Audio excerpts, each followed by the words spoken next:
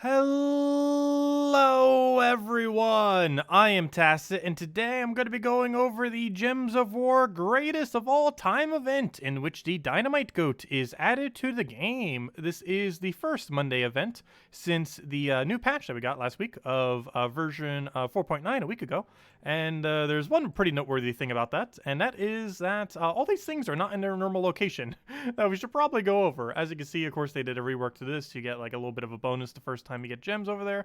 Spoils of Wars moved over here underneath resources, so if you ever want to get these, just go over here, buy all 10 as you normally would for your weekly. The souls and little bit of treasure maps that you can end up getting was also moved into this category. Subscriptions, the same thing it's always been, just buffed a little. And here, over here, hidden all the way over, is the Dynamite Goat, which is the weekly event troop and the main reason why you would ever come into the shop page. So, Dynamite Goat comes in with red-green this week as far as arcane trait stones. Troop itself, rather average. It knocks an enemy to the back and then explodes a bunch of gems. Boosted by their life. This is at a 10 times boost ratio. So if they have something like 50 life, it'll end up doing 5 additional explosions for 7 total. If they have something like 200 life, well, that'll be 22 explosions, and so on and so forth. Obviously, this will upscale pretty well. However, he is outdone by many, many other mana generators. The biggest issue he ends up having is no mana start, despite having a link into himself, and this is going to make him quite slow compared to other mana accumulators. He's also just going to be getting an explosion rather than destroy, and at the kind of range that you'd likely be using him for, you'd probably be better off just using a big destroy to accumulate your mana. There's also a lot more consistent methods like Leprechaun that can not only do it immediately, but pretty much do the exact same amount of explosions that it will do in many situations. Obviously, it might be good if you're doing like a really, really high battle where something has like 300, 400, 500 life and something like delves and things like that. However, it is very situational, and if you're going that far into that high level content, you likely have other options by then anyways, or higher magic so that you can use some of the other options that exist, and you probably won't end up needing this at all.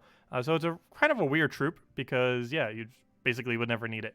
It's outdone by so many other mana accumulators that it's probably not going to be touched. But as for Zejin, we'll be able to get some more stars on it. Zejin, as of this week, is actually currently at 17 stars, and will reach 18 stars this Friday when we end up getting a Bounty Hunter this week for it this Friday. The trip that comes in is pretty lackluster. But as far as other stuff, if you're still looking for the Mythic, it's rather average, but if you still want to get Zillipochli, if you use any of your keys, Glory Gem Guild or VIP chest, he will still be available. There is still no timer on this, no clue why, but he is available until Friday reset time, which is basically the end of Thursday. So you still have a few days if you still want to go pick that up, otherwise you're going to need to get him in diamonds. Other than that, we do have ourselves 10% bonus to all beasts and 10% to all goblins. The goblin ones in particular will be good for a couple things that we need to do this week, like the Thursday class event.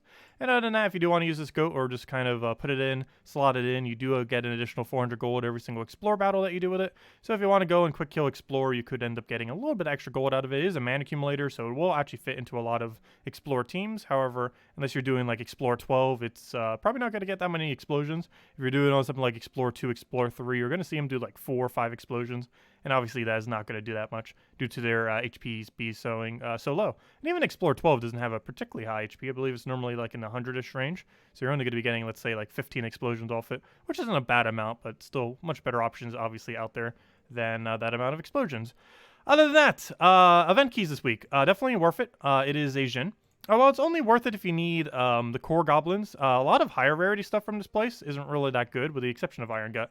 So if you still want to go get Iron Gut, he is here through event keys. But you mostly just get here to get all like the utility troops, like Stringfiddler if you don't already have, like Nobbin Brothers is used in a couple of team competitions, so on and so forth. The best troop from this kingdom is actually obtainable through shards, Chaos Shards in the Underworld, Amethrax specifically. If you end up doing that, you'll have a chance of getting King Gobtruffle, which is the strongest thing in this entire kingdom. Used in a lot of loop teams, has a lot of brown and green mana accumulation, and has a few other utilities on it, like having one of the better diseases in the entire game.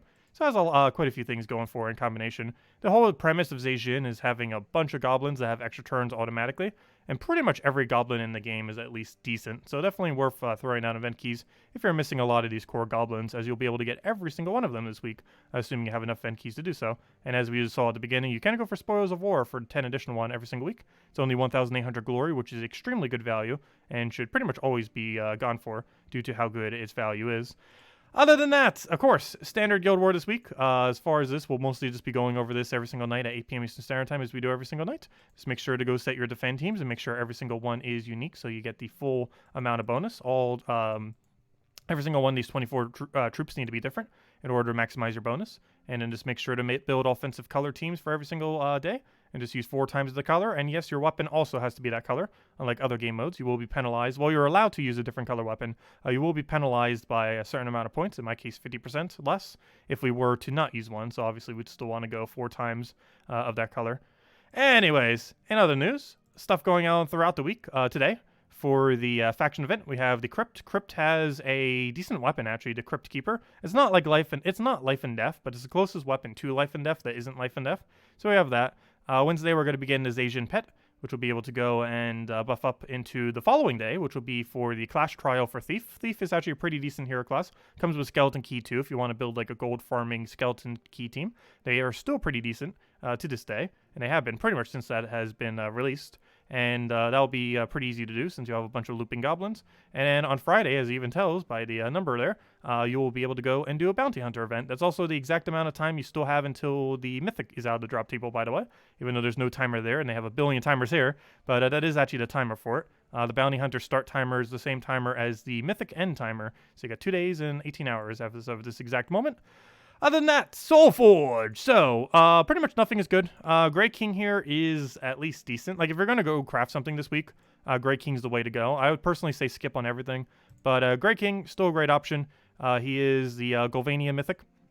He ends up destroying all gems of his chosen color, and then all enemies of that color end up taking a bunch of true damage, mana drained, silence, and freeze. Quite a bit of value, really good in most true damage-oriented teams.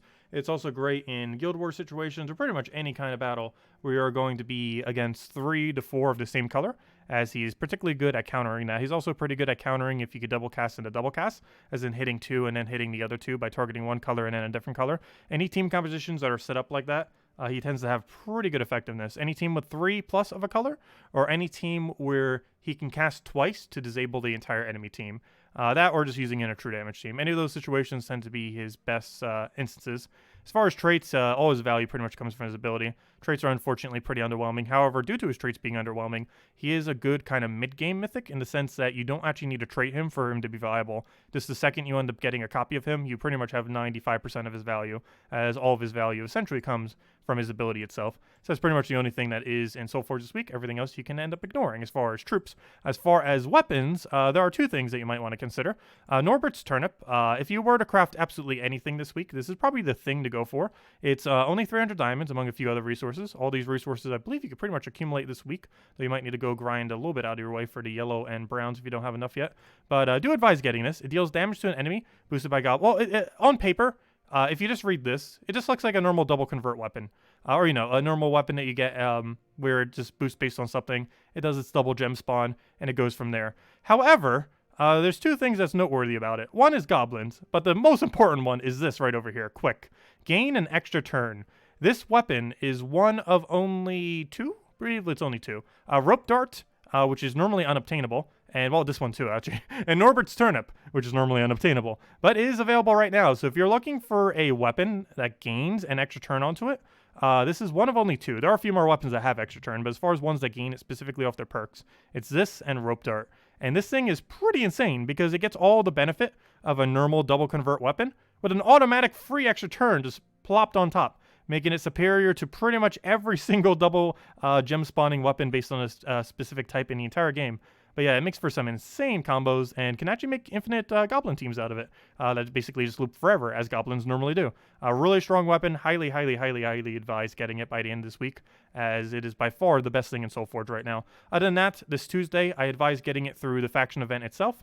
However, you can also craft it in Soulforge. It is the Crypt. The Crypt is not life and death. However, it is very similar to life and death. It gets to hit 2 things for true damage, and then it summons a random undead. So it's okay. It obviously has like that double true damage thing. Doesn't have the death marks. Doesn't have the bless. So it's okay. You use it ever so occasionally because it does have slightly different coloration of red purple instead of a brown purple. However, it is a weaker version of life and death, but if you need an alternative to it, it is worth considering. And other than that, Flesh Ripper you can pretty much just ignore. Eliminates an armor and then deals damage to it, boosted by armor eliminated.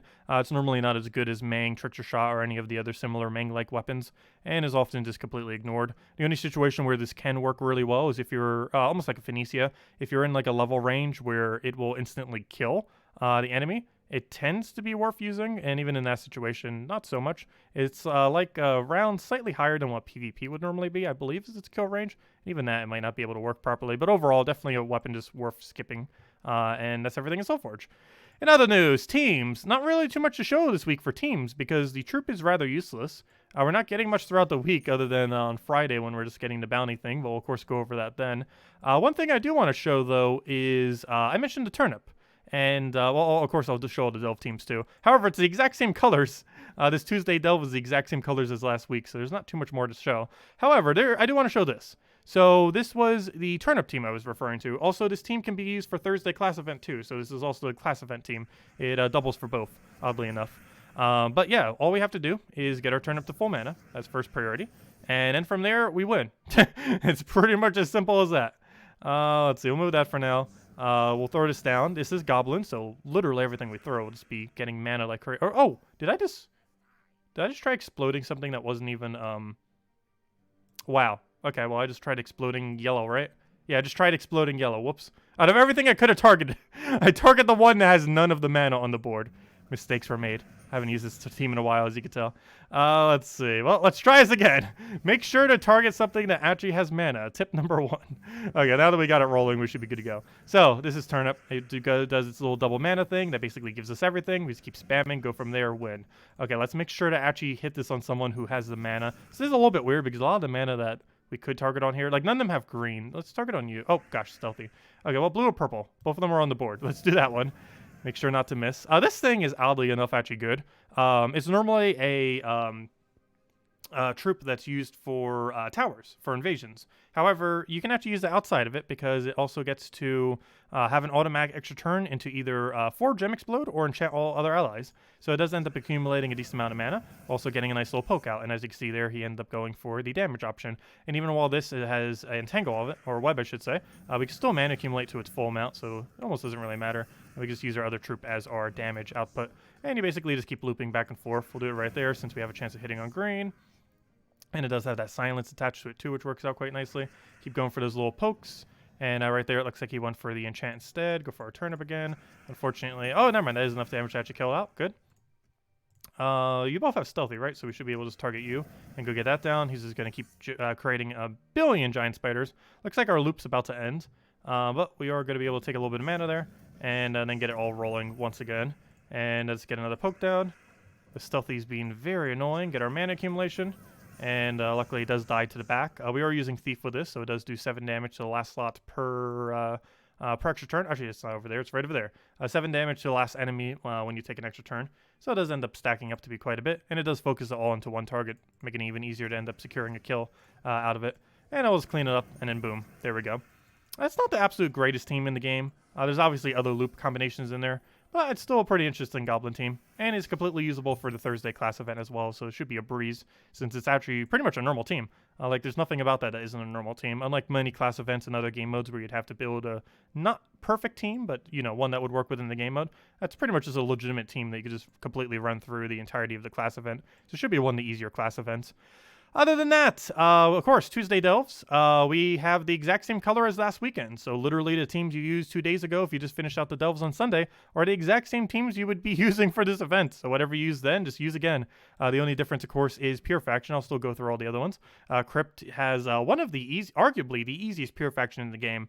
It can be a little bit hard to get to 500, but once you get to 500, you can win it completely off a luck base regardless of your stats.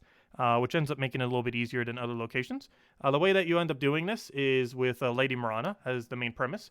The main premise on her is she has a 10% chance to instant kill with additional 2% per purple. So on average, there should be about 10 purple on the board. So you're going to roughly have about a 30% chance to end up instant killing every single time you cast. So this is basically all about getting lucky 3 battles in a row and getting 12 instant kills before all 4 of your troops die. That is pretty much the whole premise. And it's made a little bit easier by the fact you have 65% score reduction and the ability to attack steal from them. So if you wanted to go kill out all their other slots and just attack reduce their first slot, you'd be able to do so and just keep reducing them and just kill out the other 3, then worry about the first one last, except for the last battle where you kind of have to worry about it first because it's Lady Morona versus Lady Morona. And obviously you want to deal with their Lady Morona before they instant kill you, since they have the same concept once you reach the final battle.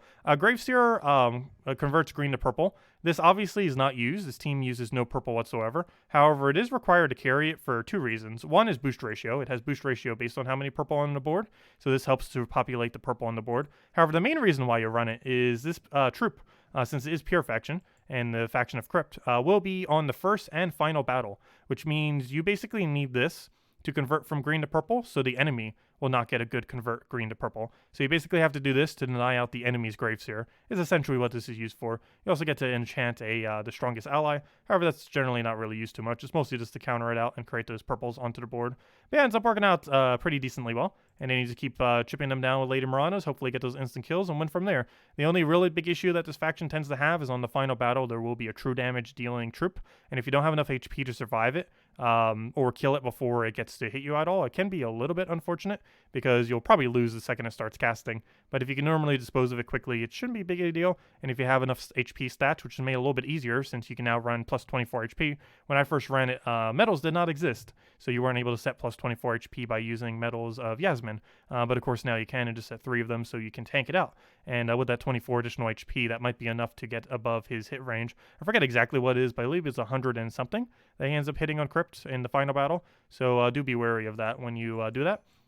And aside from that, all these other teams were the exact same ones I pretty much showed this Friday because there wasn't really much of a need to change them because, well, it's literally the same restriction, red-purple. So, of course, for a lower level range, you can end up using a cheap Gargoyle team, kind of just poke them out, nice little Mountain Crusher Leprechaun loop, and or not the loop, but, you know, it gets a lot of mana accumulation. This is what I ran for a good majority of the earlier battles, depending on how many potion effects you have and your general stats. Kind of determines how far it can go, but it should be able to go to at least 100. I think I was able to use it to 150, but we did buy a lot of potions then, and it can vary. But basically, we just use a big Phoenicia, clear it all out, rinse, repeat. It's just one-shot dies to Phoenicia. Leprechaun gives it mana accumulation. Mirage Queen gives it half mana start, so the mana accumulation for Leprechaun gets it going. And Writhing Staff is just a little bit of a skull and split damage in order to clean up the enemies. Ends up working out really, really well. Other than that, for 100 to 500, I end up running this for the event. It's just Mountain Crusher double Tesla into Leprechaun. Upscales the entire time. Very similar premise with Mountain Crusher to Leprechaun. Works out really well. And Tesla is obviously not a mythic, so a little bit cheaper to build as well. And other than that, I can't not show double Catchers. Still one of my favorite teams for upscaling. It's Yasmin's Pride double Catchers into Leprechaun. Very great for killing things out. You can just run another mana accumulator if you want to in the other slot and be perfectly fine. Possibly something like a Divinia, so you have Cleanse as well as additional HP to boost ratio your Catchers and to keep your first slot alive. But yeah, you only really need 1 Catchers for it. Double Catchers is mostly just to speed it up. And yeah, and of course Spear Faction, which is triple Lady Morona into Graveseer, specifically with the Graveseer in the 3rd slot there. But anyways, guys, that'll wrap it up for this video. If you still have any other questions, feel free to leave it in the comment section below. A little bit of a less eventful week, but we did just have a patch and everything last week, and we still have a lot of good content coming up. But anyways, guys, I will catch you guys soon. Hope you all have a wonderful rest of your week, and thank you all so much for watching. Stay safe out there. Goodbye, everyone.